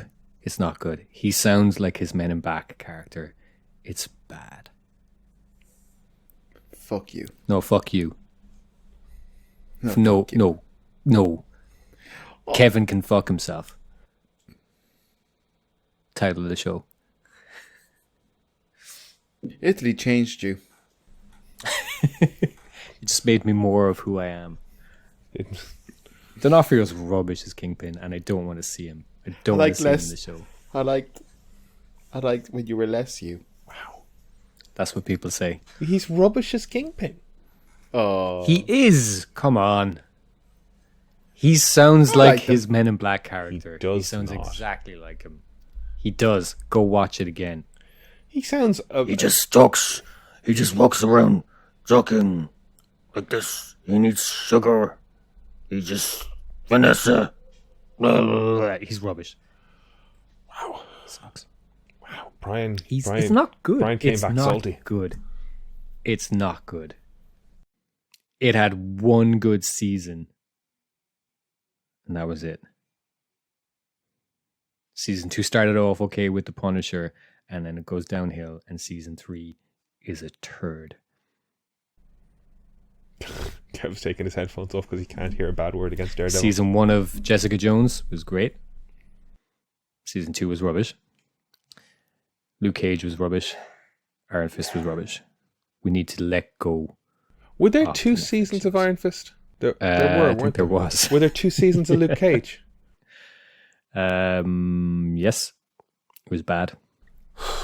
Those shows are disappointing. Like 2 seasons of The Punisher. I went in so optimistic on those things. Punisher was awful. I didn't. We were so optimistic at the time. But I think we can look back now. Season 1 of Daredevil is good. Do you know what I'm going to miss? Season 2 starts off good, but the second Punisher's arrested, it's just like... Jessica Jones is great. Season 2 of Jessica Jones is rubbish. That's it.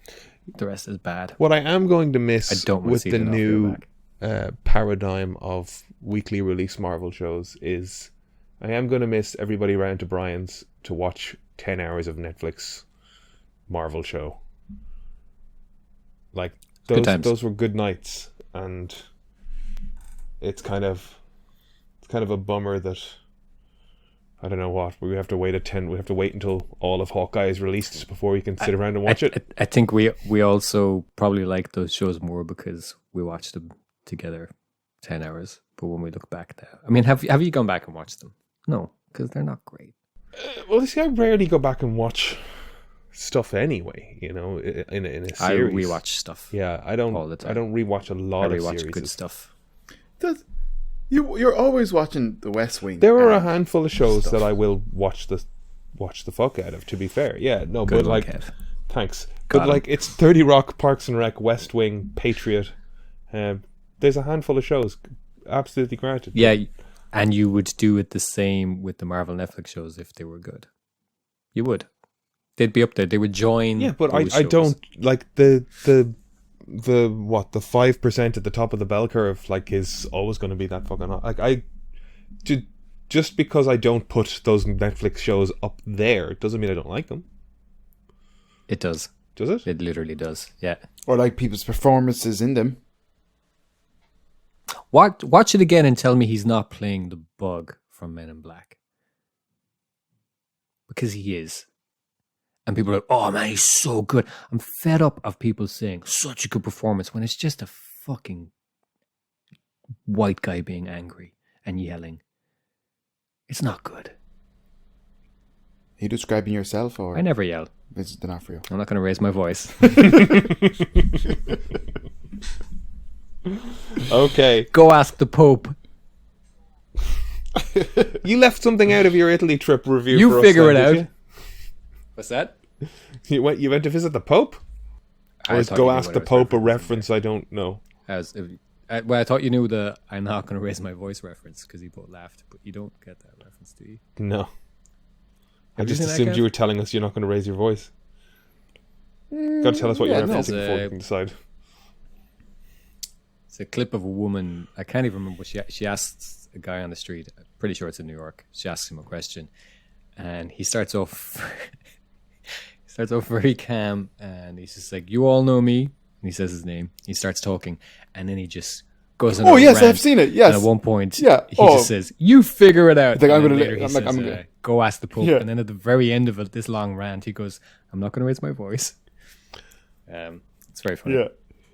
Yes, I've seen it. It's very funny. Yeah, I thought that. I didn't understand. Was he just some randomer, or was I he think- like? I think- Was it a bit? I don't know. I really don't know. I think he was just a Yeah. crazy guy that she had the misfortune of asking for a vox pop, but but he might have been doing a bit also. It wouldn't surprise me if it turns out that he's some comic or something. Yeah. Comedian guy. It's like that. It's like that guy who's just like, "Oh, Dark Overlord, the dude." You know that Yes. guy? He's like, Yeah. yeah. It's like I figured it could be something. I've like Yeah, listened could be. to a few people recently talking about how like great New York is and how you know, you got to just understand the vibe of the city. But like anytime I see videos or like slice of life things about like, yeah, I live in this 12 by 12 foot box and I pay this amount for it and I keep everything, but like it feels like everybody is engaging in the same sort of rules of living in this space, but it's a nightmare. It's almost like it's a total dystopian that people are pretending it's not. Weird. It does seem like Slice of life everywhere is kind of gross. It's like you watch like say the likes, for example, London and how it's represented on TV. It's very different how London is in reality. Same for New York, same for Dublin, whatever, or Ireland. Like it does look like slice of life. It does look like everybody's just made this bloody mental agreement to live within these rules of like we're all on top of each other. We're all slightly insane from the close proximity. Go on. Speaking of slice of life, living in New York, slightly on top of each other, and we're all insane. Only murders in the building. Yeah, I just watched episode 4. Segue. I'm really enjoying it. I like Steve Martin. I like Martin Short. I'm not overly familiar with the work of Selena Gomez. What's her face? Amy Ryan as the bassoonist. Sting was in this week's episode. Tina Fey. I laughed at how the end of this week's episode she goes, and if you want to build a website, try Squarespace. Like it's so bang on for what you see on podcasts, but I also feel like some marketing person said, hey, we're going to make a reference to a well-known podcast ad here. Who wants to pay for the right? You know? Like, they definitely sold that line to somebody. It may as well have been MailChimp at the end there, or... MailChimp. MailChimp? Radon. MailChimp? Radon, is that another one? Yeah. I was laughing as well. Maybe it's just the podcasts I listen to, but like, when I started listening to podcasts, at least American podcasts, as opposed to like the Ricky Gervais stuff that was around, and Adam and Joe stuff that was coming off of Radio XFM, was it? Or was it that radio station? All of the ads were like adamandeve.com. I don't know if you remember that. But yes, now they're all like for men, for hymns. And it is just funny the way like podcast advertising is aging with us. It's like it started off with just like, hey, you need more stuff for your sex life. Now it's like, hey, you're going bald and need boner pills. It's just the ones you're listening to, Aidan. Sorry. Okay. That's just me then.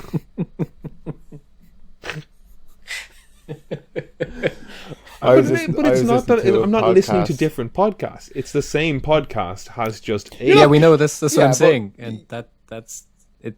Yeah, that's why your ads are changing because you're listening to the same ones. Okay. Do you not have nothing that you've listened to long term, or no? Okay. I don't listen to podcasts. Yes. I hate podcasters. Yes, but I hate the people that make them. I hate listening to them. But we love the people that listen to them. Love the people that listen to them. Love the people that listen to them. They're God's people. Salt of the earth. I've always said it. My favorite people that listen to podcasts. It's the people that make them that I can't. Yeah, attention-seeking scum. Can't abide. Yeah. Just loud, opinionated, whiny. Just... You don't have to make that face. I'm talking about myself, Aidan. I'm talking about myself. Leave it all in. The mess is the show. Follow at the Endless Cast on Instagram, guys.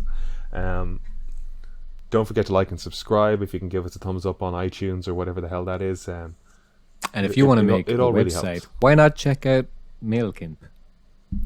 Maybe go over and subscribe to our YouTube channel as well. Apparently it's important to have a YouTube presence. We do have the videos up on YouTube. Not the videos of us talking, but I got like a picture. There's YouTube videos. We could include the video. I think we should include the video. The thing is that I know these are so heavily edited for, I know it's not an option. Farts, sniffles, and none of us are wearing trousers. It would be a lot of work. What if I edit the video? I mean, if you want to. We could do one. We could do a trial one. Yeah? Okay. Yeah. Why not? Brian's going to edit the video. I like editing. Okay. Get to see me try get a hair. There's an eyelash on my tongue. This is what the people are missing. That's funny because if I edit the audio and you edit the video, they're going to be slightly different. You're going to have to watch both of them to spot the differences. They'd be choppy. Or I could just cut the video to match the audio, and it'd be experience. Edit the video and then export the sound. It would be a multicam Premiere project, so that when I chop the audio, I'm chopping the video at the same time. And anyway, Only Murders in the Building. Have we anything to say about Only Murders in the Building? Brian, you weren't here last week when we touched on it. Are you enjoying it? I wasn't really until this episode. Like, I wanted to like it more. No, it's not that I wasn't enjoying it. I just wanted to like it more than I was. I was finding it very kind of light. I was way more into the premise and the cast than what I was actually experiencing. You know, right. I liked the idea of a bunch of people getting together, living in this cool big apartment block, and then coming together because of a love of a podcast, and then trying to solve their own murder. I was like, that sounds great. And then actually watching it, I was just kind of like, I think there's... This is a lot of these people enjoying each other's presence. I think what people's favorite thing about, you know, murder podcasts, you know, like Serial, for example, which is clearly heavy. Sarah Koenig's entertaining. Yeah, even the music as well, the piano. Yeah. The best part of that is talking to other people about it. Yeah. And theorizing and they get a little bit of information and trying to and solve discuss it. about it. Yeah. And I thought it was a great premise then to have a show about that would, you know, capture that same kind of energy, except they're trying to solve a murder that's kind of actually taken place. And yeah, I just kind of felt like it would maybe to have that same energy, and it hasn't yet. So I was just finding it very kind of light, and yeah, I spent a lot of time as well on stuff like, you know, just, I know the backstory is important, but stuff like, you know, Martin Short's producer and his kind of failings and things like that. Nathan, it doesn't Lane really matter. up. Like, I'd just be much more interested in them just actually sitting down and trying to make the thing, rather than him trying to fund it and things like that. You know, that gets away from the actual fun of it, which is just these people who otherwise wouldn't really spend a lot of time with each other are deciding to hang out with each other. So I don't know if I liked this episode more because Tina Fey had a stronger presence in it. Just a lot of the laughs that I was kind of the episode got for me was just, it was her delivery and stuff, like when she said, "Oh, she's got the voice, and the writing will come." And it's just that biting kind of It's just, you know, I think I liked it more because Tina Fey was in it. I'm a huge 30 Rock fan, so anything that she's in and there's more of her, I'm probably going to end up liking more. So yeah, I don't know if it was because of... Was it Good News? Yes, I like this one. Yep. Yeah, I think that show got underappreciated. It's a good show. It's on Netflix, isn't it? It is, yeah. Yeah. Got 2 seasons, I think. It's a very much a I think it was off the back of 30 Rock, like the Netflix deal. Like there's Kimmy Schmidt and there's Good News, and Kimmy was the one people latched onto. But Good News is cool. It is like 30 Rock at a news station. Kev, what did you think of this week's episode? Or when we spoke last, you had only watched, say, 15 minutes of it, but you didn't really say, you know, why did you turn it off after 15 minutes? And you've kind of... Have you liked the subsequent 3.5 to 4 episodes that you've watched? I can't remember why we turned off at 15 minutes. Oh, I think I was just going to bed. I think I was tired. I absolutely fucking love the show. You know, I really fucking do. It's just good to see Steve Martin and Martin Short on TV again, doing their thing. I think Selena Gomez is brilliant, and I find her character and what's going on with her really intriguing and stuff. But Yeah, no, I love it. I don't really have a bad word to say about it. I think it's a lot of fun. I think it's like kind of, as annoying as the characters are, you sympathize for them and you find them kind of, they're very endearing. Well, see, I don't think Selena Gomez is annoying, but Martin Short and Steve Martin's characters are, but they're very endearing, and I love the show. I think it's brilliant. I'm pretty much just watching shows that are coming out as they come out, if you get me. I'm not binging anything because all the shows I'm watching now are coming out on a weekly basis or whatever. But I love it. I love Only Murders in the Building. I hope, I think with these things, I hope at least it continues strong till, in my opinion, or for me, I hope it continues strong till the end of the episodes. And if there's not a season 2 or anything, that's fine, But I wouldn't want a season 2. I like these because Steve Martin. No. As I'm saying, I think kind of just leave it be. Move on to a new project would be awesome.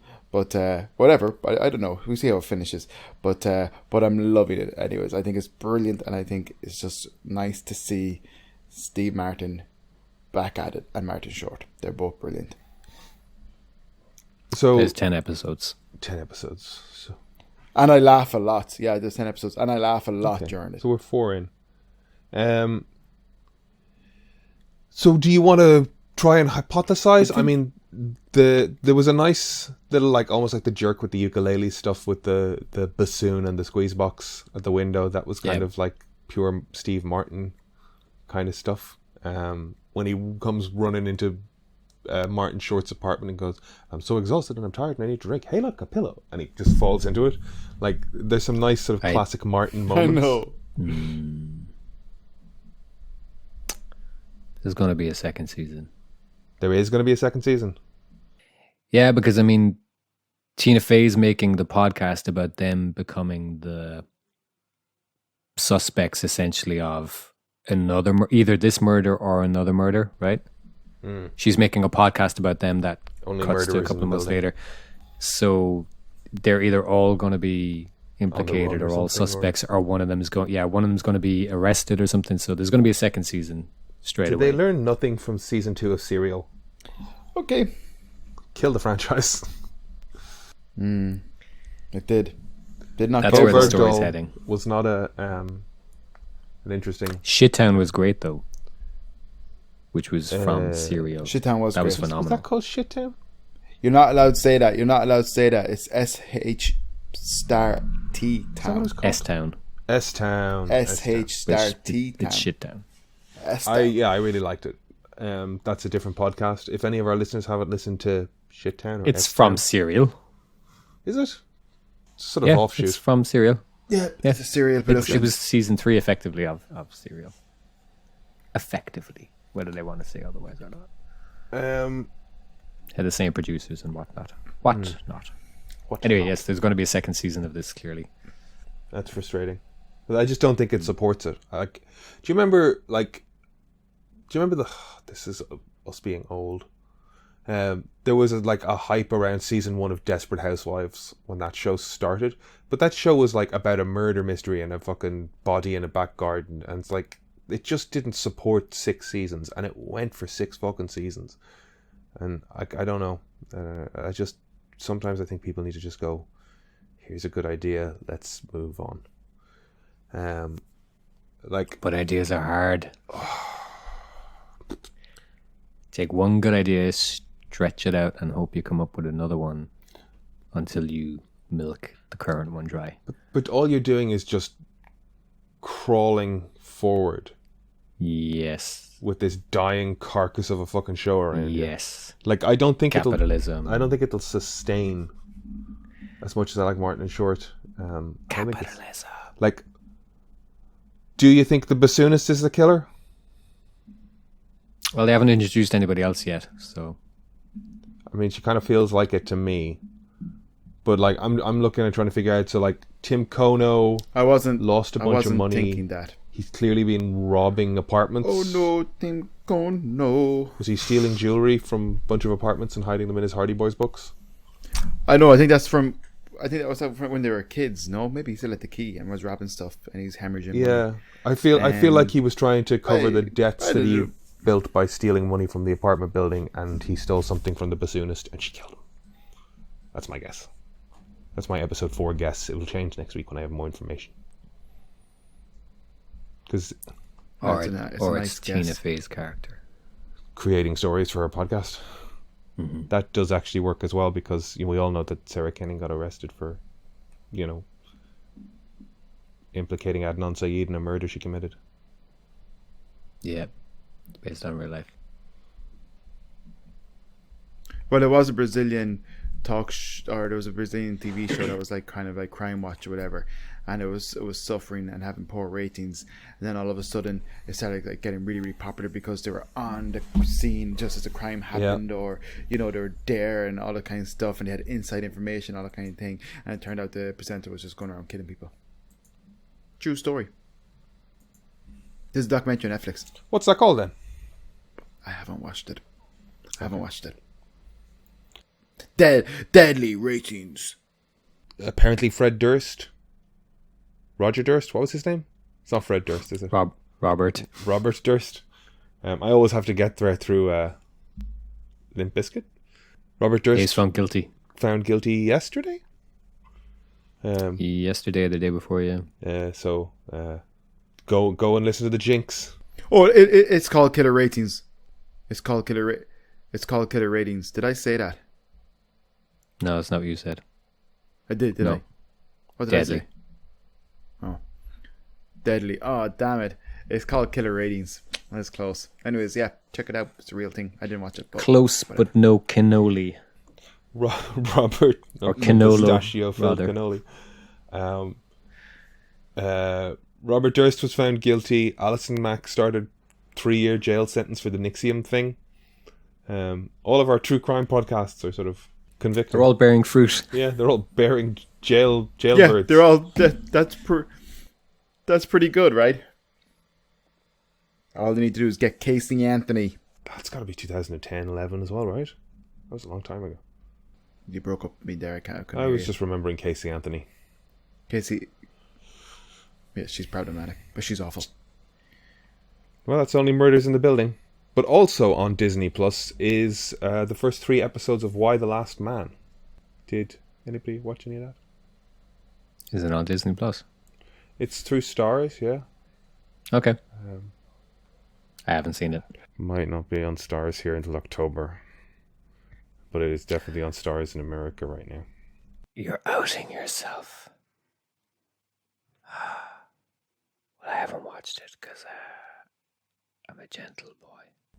I was on holiday in America with my iPad, and I watched the first 3 episodes of Why the Last Man. Tell us about America. Tell us about it. Was your top 3 favorite things? Top 3 favorite things. Favorite things. The gun control legislation is pretty good. The opioid epidemic is also top notch. They're doing great jobs with all of these things. I feel like you maybe weren't there. What do you mean? I don't know if these things are true.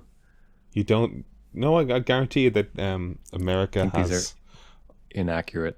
There's an opioid epidemic, and the water in Flint, Michigan, is still pretty crap. Oh, I thought you were saying these were good things.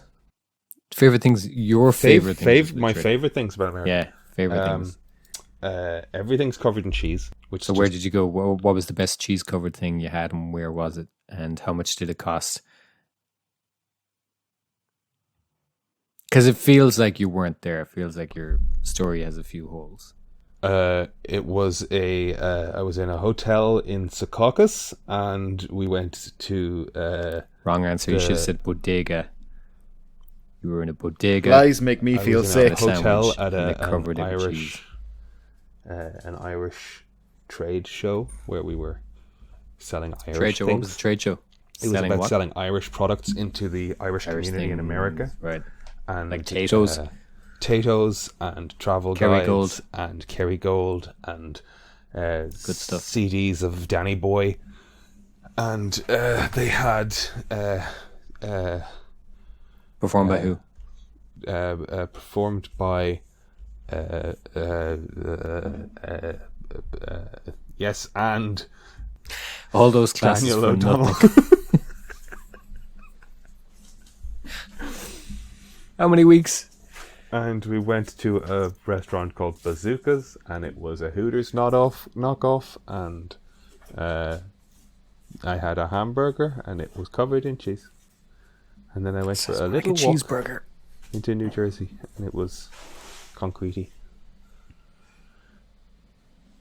I'm not buying any of this. I'm sorry. Okay. So Why the Last Man is pretty good. I can see why they put up 3 episodes to begin with, because it is slow moving to get started. The first episode is a lot of introducing characters, which is a long way to go when the whole concept is every man on Earth dies and the fallout from that. So you spend the whole first episode going, well, I know what the end of the first episode is. So it's kind of, I don't know, maybe it's me being an impatient consumer of media, but you know, I get it. Let's keep going. Good cast. Diane Lane is in it as secretary or speaker of something of the house, and then when all the men die, she's president of the United States. So, good job, Diane. Got Olivia Thirlby. She's brilliant. Thirlby, who I haven't really seen since Dread, but that's more on me than her career. Diane Lane's brilliant. I think she must have worked in things since Dread. You don't go 10 years without a role. Right. Guy playing Yorick is fun. Agent 353 or 335. Good and deadpan. And she's badass. Amber Tamblyn is in it. Kev, you watched it too, did you? How did you Yes. watch it? Did you go on this trip also to America with your iPad? Yeah, we went No. on a trip to America. No, I got it illegally. You what? I straight up got it illegally. Jesus Christ. I'm appalled. Well, just as long I as you paid for remember that Disney. snitches get stitches. That's the important thing. I'm not going to say where I got it from, but I watched it illegally. Right. I mean, I'm not going to say anything because I'm not doing this. I'm not going to make this bit longer and have to describe what part of America I watched it and my favorite things about it. I watched it illegally. Okay. So Amber Tamblyn is in it. I think it's interesting. She's playing this kind of like right wing, conservative religious.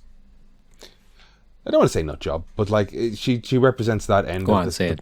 Nut job. That end. Basket she of represents that deplorables. end of the political spectrum, looking for representation in the newly formed American government that has been sort of decimated. She's an interesting. It was interesting seeing her in this role because again, she's worked a lot, but the last time I saw her was kind of House, and she filled that same sort of like uptight, nerdy, overly cautious, but ultimately very sweet kind of character. And it's kind of seeing an actor play both ends of the spectrum of their range, you know, where it's like uptight, sweet, and nerdy. On the other end is completely uptight, conservative Karen lunatic. You know, it's who the was same. she in House? She was one of the doctors in the last season. Can't remember her name. I don't think I watched the last season. Yeah, they went through so many doctors by the end of it. Like Chase. She's still married to David Cross. Amber Tamblyn. That's wild. Yeah. So the kind of decision I came down to watching her in Why the Last Man is I absolutely fucking hate this character, so she's doing a great job. Show's good sense of scale. I'm really looking forward to episode 4. I was kind of thinking as well that it with The Walking Dead looking kind of forward to coming it to in an October end. too. The Walking Dead coming to an end. With The Walking Dead coming to an end, this kind of post-apocalyptic survivalist tale kind of Your fills ability that to spectrum. improvise is, I gotta say, it's perished. It's been a long pandemic, folks. It is a perishable skill. Tis. Do you say that because of Jack Reacher? Because that's in my lexicon of phrases now. Whenever I encounter something that takes practice, and somebody goes, "Oh, well, I was good at this." And I say, "Are you still good at it?" And they go, "I think so." And I go, "It is a perishable skill." No. No, I got it from Duval, and it's in my I think I heard it in relation to drawing, maybe. Okay. Because drawing is very much perishable skill. Drawing will kill you. Drawing will kill you. Dead. It's basically it. It's torture. I'm just reminded of Rick and Morty. I can't remember the exact context, but he doesn't have room to fit his brain into the new body he's jumping into, so he says, "I'm going to leave you this, and this," and it was I think 3 weeks of improv classes or something he took, and then throughout the episode he can't improvise because he's left it with this other guy. So every time he's making an excuse, he keeps just saying, "I need to go take a shit," because he can't think on the spot. So he just keeps using the same excuse. So every time there's this dead air, the only thing going through my head is, I gotta go take a shit. I'd just like to remind everybody listening that the day of record here is September 23rd, so we watched these all legally on Disney Plus.